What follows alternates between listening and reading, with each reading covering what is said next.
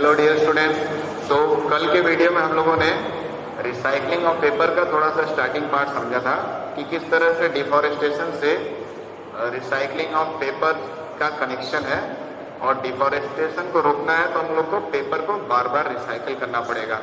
तो आइए एक बार फिर से उसको पढ़ लेते हैं, समझ लेते हैं, फिर आगे के टॉपिक पे चलते हैं। तो प्रोफेसर अहमद ने बच्चों को समझाया, जो उनको ट्रिप पे ले गए हैं, बायोस्फीयर रिजर्व में घुमा रहे हैं बच्चों को।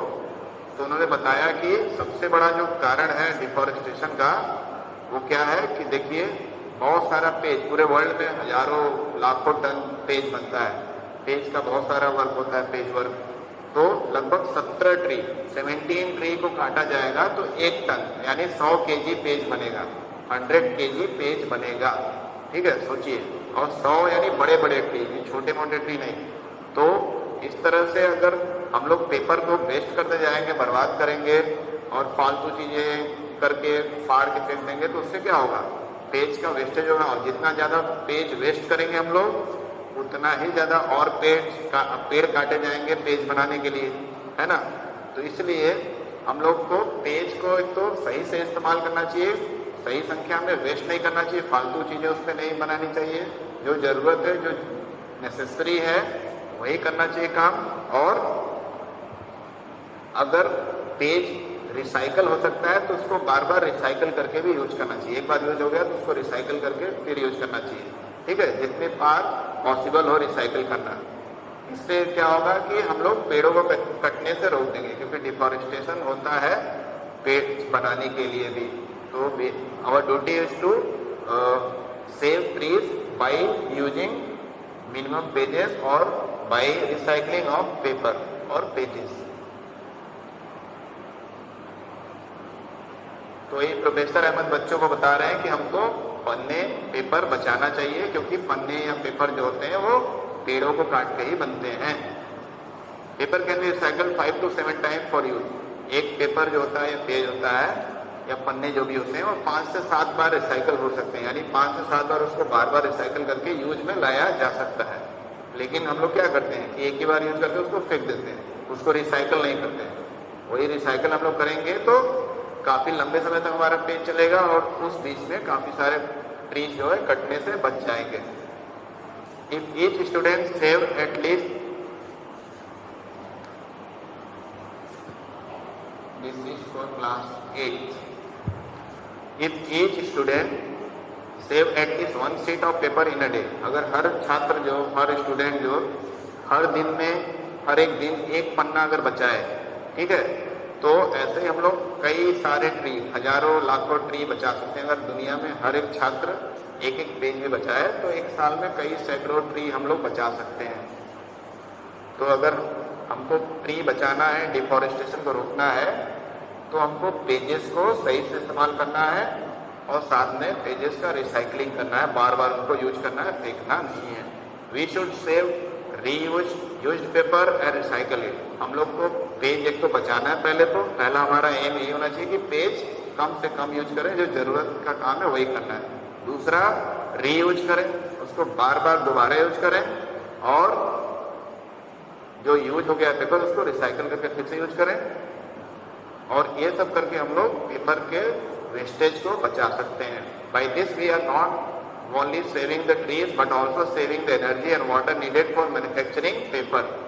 तो ये करके हम लोग केवल पेज या पेपर ही नहीं बचा रहे हैं, पेड़ ही नहीं बचा रहे, उसके अलावा क्या बचा रहे हैं, अपनी एनर्जी बचा रहे हैं और साथ में वाटर बचा रहे हैं। क्योंकि पेपर बनाने के लिए, पेज बनाने के लिए लकड़ी तो चाहता ही है, पेड़ को काटना ही पड़ता है, उसके अलावा बहुत सारी एनर्जी लगती है, बहुत सारा वाटर लगता है, तब जाके वो जो वुड होता है, लकड़ी होता है, वो अल्टीमेटली पेज में, पेपर में कन्वर्ट होता है।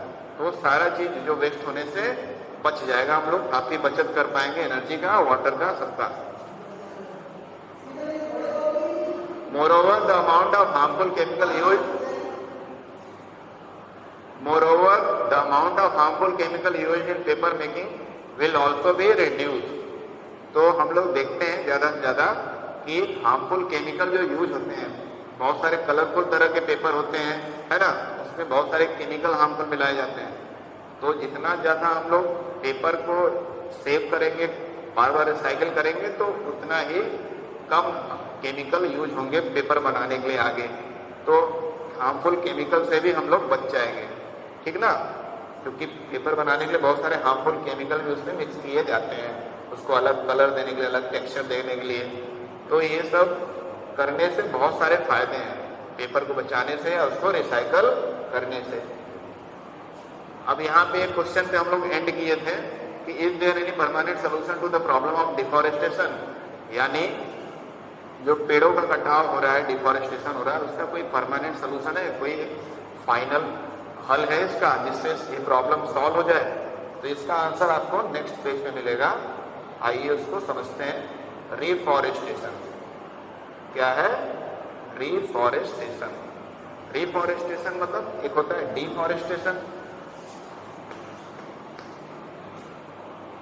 डिफॉरेस्टेशन यानी पेड़ों को काटना, और रिफॉरेस्टेशन मतलब पेड़ों को लगाना, ठीक ना। तो डिफॉरेस्टेशन का एक अगर कहा जा सकता है परमानेंट इलाज है तो वो क्या है? रिफॉरेस्टेशन, पेड़ों को लगाना। और कैसे लगाना है, क्या करना है, उसको आगे इसमें समझते हैं, ठीक है। जितने पेड़ काटे उतने ही लगाए, ये नहीं कि काटे बहुत ज्यादा पेड़ और लगाए एक दो, तो उससे फिर रिफॉरेस्टेशन वो सही मायने में सक्सेसफुल नहीं होगा। तो आइए इसको समझते हैं। प्रोफेसर अहमद बच्चों को आंसर देते हैं। रिफॉरेस्टेशन का सही जो इलाज है वो है, डिफॉरेस्टेशन का सही इलाज क्या है? रिफॉरेस्टेशन, ठीक ना। यानी पेड़ों को काटने का सही इलाज है पेड़ लगाना, जितना हो सके पेड़ हम लोग लगाएं। Reforestation is the restocking of the destroyed forest by planting new trees. Reforestation का मतलब है रीस्टॉकिंग, फिर से उतनी संख्या में, उतने नंबर में ट्रीज लगाना जितने हम लोगों ने डिस्ट्रॉय कर दिए हैं अपने फायदे के लिए काट करके, उतने ही लगा देना। इसको रिफॉरेस्टेशन कहते हैं। The planted tree should generally be of the same species which were found in that forest. और जिस तरह के ट्री हम लोगों ने काटे हैं, जिस प्रजाति के वो ट्री थे, जिस स्पीसीज के थे, वही ट्री लगाए। ये नहीं कि हम लोगों ने नीम का पेड़ काटा तो हम लोग लगा दिए आम का वहां पर। तो जो ट्री हम लोग काटे हैं उसी के तरह का ही हम लोग उतनी ही संख्या में जितने काटे उतने ही उसमें ट्री लगा भी दें, ठीक है ना। सेम स्पीसीज के, डिफरेंट नहीं, ताकि वहां पे नेचर का बैलेंस बना रहे फॉरेस्ट में। यहाँ पे क्या दिया हुआ है? We should plant at least as many trees as we cut. जितने हम लोग पेड़ काटे उतने लगा भी दे, ये हमारी सबसे पहली रिस्पॉन्सिबिलिटी या ड्यूटी होनी चाहिए। तभी हमारे पास हक है कि हम पेड़ों को काटें, नहीं तो उसके बाद हमारा कोई हक नहीं बनता है कि हम पेड़ों को काटें। Reforestation can take place naturally also. Reforestation जो होता है पेड़ों का फिर से उग जाना या फॉरेस्ट फिर से बन जाना, ये नेचुरल प्रोसेस। जैसा कि हम लोग सभी जानते हैं कि फॉरेस्ट जो है ये नेचुरली मिले हमको, इंसान ने उनको नहीं लगाया, पेड़ अपने आप उगे हैं और ढेर सारी संख्या में और एक फॉरेस्ट का रूप ले लिए हैं, ठीक। तो एक फॉरेस्ट बनाना इंसान के हाथ में नहीं है, लेकिन उसको डिस्ट्रॉय करना इंसान अच्छा जानता है। तो डिस्ट्रॉय करने से अगर बचाना है तो हम लोग लिमिटेड नंबर ऑफ ट्री काटें और उतने ही संख्या में उसी टाइप के प्लांट या ट्री वहाँ लगा भी दें, ताकि बैलेंस बना रहे। क्योंकि हजारों संख्या में काटेंगे तो हजारों संख्या में हम लोग ट्री को लगा पाए, वो कितने सालों में बड़े होंगे, फिर फॉरेस्ट पूरी तरह से डेवलप होगा, ये इंसान के मतलब कर पाना उसके बाहर है। क्योंकि फॉरेस्ट उगाना आउट ऑफ द बॉक्स का काम हो गया इंसान के लिए, ये इंसान के बस के बाहर का है, ठीक है। Deforestation can take place naturally, naturally होता है, नेचुरली भी हो सकता है, लेकिन काफी उसमें समय लगेगा। इसलिए पेड़ों को काटते समय ध्यान देना चाहिए कि संख्या ज्यादा ना काट दें हम लोग, ताकि उसकी भरपाई हो ही ना। Hello hello. If the deforested area is left undisturbed, it re-establish itself. अगर जहाँ पे पेड़ काटे गए हैं, काफी सारे जंगल से अगर मान लीजिए कई 50-100 पेड़ काट दिए गए हैं और उसको डिस्टर्ब न किया जाए, उसके बाद उसको छोड़ दिया जाए कुछ सालों तक, तो उसमें अपने आप बहुत सारे पेड़ उग जाएंगे। जो छोटे पेड़ रहेंगे पौधे वो बड़े ट्री में कन्वर्ट हो जाएंगे, मतलब ग्रो करके बड़े हो जाएंगे। लेकिन उसको अनडिस्टर्ब छोड़ना पड़ेगा, उसमें कोई डिस्टर्बेंस ह्यूमन का ना हो तब। लेकिन हम लोग क्या करते हैं इंसान की, एक बार ट्री काटें फिर हमको हमारी और जरूरत बढ़ती जाती है, हम और ट्री काटते जाते हैं, उसको समय देते नहीं कि वो फिर से नेचुरली ट्री उग जाए, फिर से फॉरेस्ट बन जाए। natural. There is no role of human being in natural deforestation. Natural deforestation में जाहिर सी बात है नेचर ही सारा सब कुछ बैलेंस करता है और फॉरेस्ट फिर से उग जाता है, कई सालों में पेड़ बहुत सारे उग जाते हैं। इसमें ह्यूमन का कोई रोल नहीं है, इंसान उसमें कुछ नहीं करता है। We have already caused tremendous damage to our forest. हम लोगों ने अपने फॉरेस्ट को बहुत बुरी तरह से नुकसान पहुंचाया है। हम लोगों ने यानी इंसानों ने बहुत ज्यादा नुकसान पहुंचाया है इस पे। If we have to retain our green wealth for future generation, plantation of more tree is only option. अगर हम लोग चाहते हैं कि जो हरा भरा प्रकृति है ये हमारे आने वाले जनरेशन के लिए भी रहे, हमारे आने वाली पीढ़ी के लिए भी रहे, तो उसके लिए हम लोग के पास केवल एक ही ऑप्शन है, वो है पेड़ लगाना, जिसके लिए बार बार हर देश की गवर्नमेंट बहुत सारे स्कीम निकालती है, प्रोग्राम निकालती है, जिससे आप इनकरेज होकर हर लोग पेड़ लगाएं, क्योंकि वही ऑप्शन है जिससे हमारा फ्यूचर जो है सेफ रहेगा। अदरवाइज ट्री नहीं रहेंगे तो फिर फ्यूचर क्या, लाइफ ही सेफ नहीं है, लाइफ सर्वाइव नहीं कर पाएंगे। तो ट्री लगाना ही एक लास्ट ऑप्शन है। आगे प्रोफेसर अहमद क्या बताते हैं बच्चों को। Professor Ahmad told them that in India we have the forest conservation act. Bharat में हमारे फॉरेस्ट कंजर्वेशन एक्ट है, मतलब जंगल वन संरक्षण कानून इसको बोलते हैं। यानी भारत सरकार ने बहुत सारे कानून बनाए हैं जंगलों के सेफ्टी के लिए, सुरक्षा के लिए। तो इसमें से एक है forest conservation act. This act is aimed at preservation and conservation of natural forest and meeting the basic need of the people living in or near the forest। तो इस जो कानून बनाया भारत सरकार ने, इसका मेन एम, लक्ष्य यही है कि हम लोग अपने फॉरेस्ट को बचाएं, कंजर्व करके रखें, उसमें जो एनिमल हैं, बाकी चीजें, फॉरेस्ट मतलब पूरी तरह से उसको सुरक्षित रखें, कंजर्व रखें, और जो लोगों की जरूरतें हैं, जो हम लोगों को चाहता है फॉरेस्ट से, उससे लकड़ियों से और चीजों से, वो भी पूरे हो जाए, और साथ में वो जंगल हमारा सुरक्षित भी रहे, उतना ज्यादा डिस्ट्रक्शन ना हो, उतना ज्यादा उसको डिस्ट्रॉय ना किया जाए। फिर आगे at some rest Madhav ji asked the children to start heading back because it is not advisable to stay in the jungle after sunset. फिर कुछ समय, काफी समय ये लोग घूम चुके थे जंगल में, तो माधव जी बोलते हैं बच्चों से कि अब आगे हम लोग को जाना खतरे से खाली नहीं है जंगल में, शाम हो गई है और शाम के समय आगे जंगल में जाना काफी रिस्की हो सकता है, और मतलब जानलेवा भी हो सकता है, क्योंकि जंगली जंतु यहाँ जानवर हैं। तो हम लोग वापस चला जाए, हेडिंग बैक, तो हम लोग अब वापस चलना शुरू कर दिया जाए। ठीक है, सनसेट के बाद यहाँ रहना सही नहीं है। On getting back professor Ahmad and the children thank Madhav ji for guiding them through this exciting experience. तो जब बच्चे और प्रोफेसर अहमद जाने लगे तो माधव जी को बहुत थैंक्स बोले, उनको धन्यवाद दिए कि आपने बहुत सारी अमेजिंग, बहुत ही दिलचस्प और एक्साइटिंग एक्सपीरियंस हम लोग को कराया, सारी चीज़ों को गाइड किया, जिससे हम लोग हर चीज़ को अच्छे से समझ पाए, तो उसके लिए आपका बहुत बहुत धन्यवाद। तो ये सब चीज़ें ओवरऑल इस फॉरेस्ट के टूर पर बच्चों ने सीखी। ठीक ना। तो इस प्रकार से हम लोगों ने ये चैप्टर एंड कर दिया, ये चैप्टर हमारा ओवर हो गया। आइए इसके कीवर्ड्स को एक बार फिर से समझ लेते हैं। Biodiversity, biodiversity means various type of animal और plant living in a area. ठीक है, अलग अलग प्रकार के पेड़ पौधे जानवर जो रहते हैं उनको बायोडाइवर्सिटी बोलते हैं। बायो मीन्स लाइफ, लाइफ मतलब प्लांट और एनिमल दोनों में लाइफ होता है, और डाइवर्सिटी मतलब डिफरेंस, अलग अलग प्रकार के जो एनिमल और प्लांट रहते हैं उन्हीं को मिला करके बोला जाता है biodiversity. Biosphere reserve, biosphere reserve एक सुरक्षित क्षेत्र होता है जिसको बॉर्डरिंग की जाती है ताकि उसमें कोई इंसान इंटर ना करे और जंगलों के प्लांट्स को, ट्री को, एनिमल को हानि ना पहुंचाए। डिफॉरेस्टेशन, जैसा अभी हम लोग पढ़े थे, डिफॉरेस्टेशन मतलब जंगलों को काटना। इसलिए काटना अपनी जरूरतों के लिए, जो बहुत सारी हमारी जरूरतें इंसानों की उसको पूरा करने के लिए। डिजर्टिफिकेशन, डिजर्टिफिकेशन यानी एक नॉर्मल उपजाऊ जो जमीन है, फर्टाइल लैंड है, उसका डिजर्ट में कन्वर्ट हो जाना, एक बंजर जमीन में चेंज हो जाना, because of deforestation and other reason. Deforestation वगैरह होने से क्या होता है, ये जो अच्छी उपजाऊ जमीन है वो बंजर जमीन में चेंज हो जाती है, डिजर्ट में चेंज हो जाती है, उसी को डिजर्टिफिकेशन बोलते हैं। नेक्स्ट है इकोसिस्टम। इकोसिस्टम का मतलब है जो सारी चीजें हैं लिविंग और नॉन लिविंग चीज, उनको कंबाइंड फॉर्म में इकोसिस्टम बोलते हैं, ठीक ना। इकोसिस्टम यानी लिविंग में क्या आएगा, प्लांट, एनिमल, एनिमल में हम भी हैं, प्लस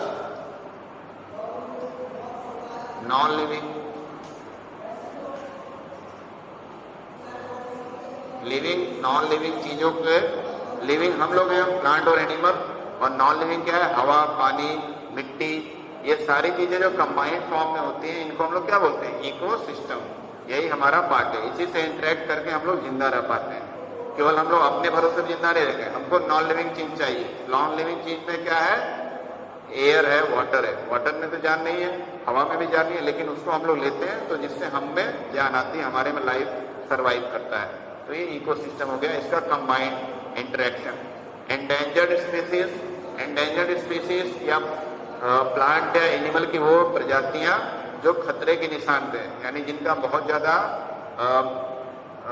संख्या कम हो गया है, इंसानों ने उनको किलिंग किया, हंटिंग किया है, शिकार किया है, या फिर पेड़ों को खत्म कर दिया है, जिसकी वजह से कुछ पार्टिकुलर टाइप के एनिमल और प्लांट की संख्या कम हो गई है, यानी खतरे के निशान पे आ गए। अगर उनको अब बचाया नहीं जाएगा तो वो पूरी तरह से धरती से गायब हो जाएंगे, तो इसलिए उनको इस कैटेगरी में रखा जाता है, एंडेंजर्ड स्पीसीज।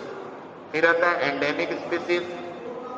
एंडेमिक स्पीसीज का मतलब होता है ऐसे कुछ अनोखे एनिमल जो कुछ क्षेत्र में पाए जाते हैं, हर जगह नहीं पाए जाते हैं, ठीक है, उस जगह के अलावा और कहीं वो नहीं पाए जाते हैं। इस तरह के एनिमल या प्लांट को एंडेमिक स्पीसीज बोलते हैं, ठीक है। एक्सटिंक्ट, एक्सटिंक्ट का मतलब होता है ऐसे एनिमल, एक्सटिंक्ट एक ऐसा कंडीशन है जहां पर कुछ पार्टिकुलर टाइप के एनिमल और प्लांट दुनिया से गायब हो जाते हैं, यानी खत्म हो जाते हैं, यानी उनके साथ बहुत ज्यादा बुरा व्यवहार हुआ होगा, इंसानों ने किया होगा या नेचुरली कुछ हुआ होगा जिससे वो खत्म हो गए। जैसे डायनासोर या चीता जो हमारे देश से खत्म हो गया, ये क्या हो गया, यानी एक्सटिंक्ट हो गया, यानी उनका किलिंग हुआ होगा, उनको लोग मारते रहे होंगे इलीगली, तो ये एक्सटिंक्ट कंडीशन है, यानी पूरी तरह से समाप्त हो जाना कुछ particular species of plant and animals. Fauna, fauna means animals, सारे एनिमल्स को कंबाइंड टर्म दिया गया है फौना, ठीक ना। एनिमल में वो इंसेक्ट भी हो सकता है, बड़ा एनिमल, छोटा एनिमल, कोई भी हो सकता है, हम भी हो सकते हैं, वो सारा क्या है, फौना। फ्लोरा, फ्लोरा का मतलब एक कॉमन टर्म है सारे प्लांट्स के लिए, प्लांट, ट्री जो भी है सारे के लिए कॉमन टर्म है फ्लोरा। फिर अगला जो कीवर्ड है migratory word. Migratory words are those words which migrate from their home to a new place in the search of hospitable climate. ऐसे बर्ड्स जो एक जगह से दूसरी जगह उड़कर जाते हैं हजारों किलोमीटर दूर एक अच्छे क्लाइमेट, अच्छे मौसम की तलाश में, ठीक है। जैसे साइबेरियन क्रेन बर्ड्स है, वो साइबेरिया से आता है, साइबेरिया में जब ठंडी पड़ती है तो टेम्परेचर बहुत डाउन हो जाता है, वैसे ही वहाँ पे साल भर ठंडा ही रहता है, लेकिन ठंडे के दिनों में वहाँ -50-60 डिग्री सेल्सियस टेम्परेचर चला जाता है। तो उस कंडीशन में वहाँ पे जो साइबेरियन क्रेन पक्षी रहते हैं वो उड़ के इंडिया आ जाते हैं, इंडिया की तरफ, ठीक है, क्योंकि यहाँ पे टेम्परेचर उतना ठंडा नहीं रहता है। तो ये कुछ स्पेशल प्रकार के पक्षी हैं जो कुछ सीजन के लिए अपने देश से उड़ करके दूसरे देश में आते हैं, और जब वो मौसम जैसे सीजन चेंज होता है वापस अपने घर की तरफ चले जाते हैं, उनको माइग्रेटरी बर्ड्स बोलते हैं। नेशनल पार्क, नेशनल पार्क जो है वो भी एक सुरक्षित क्षेत्र है जहाँ पे किसी भी तरह का डिस्टर्बेंस बाहरी नहीं किया जाता है, पूरी तरह सुरक्षित है। एनिमल अपने नेचुरल हैबिटेट में, जंगल में सुरक्षित रहते हैं, एनिमल या प्लांट पूरी तरह से सुरक्षित रहते हैं, उसमें कोई भी बाहरी इंट्रेंस पूरी तरह से कानूनी रूप से बंद है। Red data book, red data book जो है वो एक बुक है जिसमें सारे एनिमल्स का एक लिस्ट बनाया जाता है कि वर्ल्ड लेवल पे, कंट्री लेवल पे किस किस कौन कौन से एनिमल का संख्या सही है, यानी वो अच्छे संख्या में है, और किस एनिमल का संख्या काफी कम हो गया है, उनको सुरक्षा देने की बहुत सारी आवश्यकता है। तो रेड डाटा बुक में यही सारी चीजों का डाटा बनाया जाता है, ठीक है। रिफॉरेस्टेशन यानी पेड़ों को फिर से उगाना। पेड़ फिर से कैसे उगेंगे, यानी फिर से जंगल बनाना। फिर से जंगल कैसे बनेगा कि हम लोग कुछ पेड़ों को काट के उसको कई सालों तक छोड़ दें तो अपने आप वहाँ पेड़ उग जाएंगे, जो छोटे प्लांट रहेंगे वो पेड़ में बन जाएंगे। लेकिन अगर ऐसा नहीं करते हैं तो फिर हम लोग मैनुअली करेंगे, यानी खुद ही पेड़ लगाएं, जितने काटे उतने लगा दें, फिर उसको कई सालों तक छोड़ दें, तभी जाकर वो फिर से फॉरेस्ट रीफॉरेस्ट हो जाएगा, फिर से प्लांट उग पाएंगे। सेंचुरी, सेंचुरी भी एक सुरक्षित क्षेत्र है, जैसा कि नेशनल पार्क है या बायोस्फीयर रिजर्व है, जहाँ पे बाहरी कोई भी एंट्रेंस बना रहता है ताकि एनिमल और प्लांट जो भी उस क्षेत्र के अंदर रहते हैं वो सुरक्षित रहें और उनकी संख्या पे कोई प्रभाव ना पड़े। ठीक है, तो इस तरह से ये हम लोगों ने ये चैप्टर कंप्लीट कर लिया है। आपको कोई डाउट हो तो आप पूछ सकते हैं। एक मोहित ने एक क्वेश्चन पूछा था, शायद लाइव क्लास में सारे लोग नहीं थे तो मैं उसको फिर से बता दे रहा हूँ। अच्छा क्वेश्चन था। साइट्स, ये साइट्स एक संस्था है, इसका फुल फॉर्म अगर लिखा जाए तो C for convention, convention on international, convention on international trade in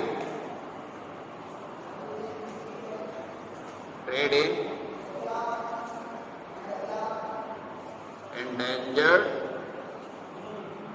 species। ठीक है, ये एक संस्था है अंतर्राष्ट्रीय लेवल पे जिसका नाम है साइट्स, और इसको ये 1975 के आसपास ये स्टार्ट हुआ संस्था। इस संस्था का एम क्या है, इस संस्था का मेन लक्ष्य ये है कि अंतर्राष्ट्रीय लेवल पर जो जानवरों का व्यापार होता है, जो जानवरों को खरीदा जाता है इलीगली, उनको मारा जाता है जिससे उनकी संख्या कम हो रही है, तो उसको रोका जाए। तो उसको रोकथाम के लिए ये संस्था बनाई गई है sites, convention on international trade in endangered species. Endangered जो स्पीसीज है जिनकी संख्या ऑलरेडी बहुत कम हो गई है, उनके व्यापार को रोकने के लिए ये संस्था बनाई गई है, ताकि जो ऑलरेडी कम संख्या में उनका व्यापार करेंगे तो खत्म ही हो जाएंगे। इसलिए इसको रोकने के लिए साइट संस्था बनाई गई है। और बाकी चीजें तो मैंने आपको एक्सप्लेन कर दी है।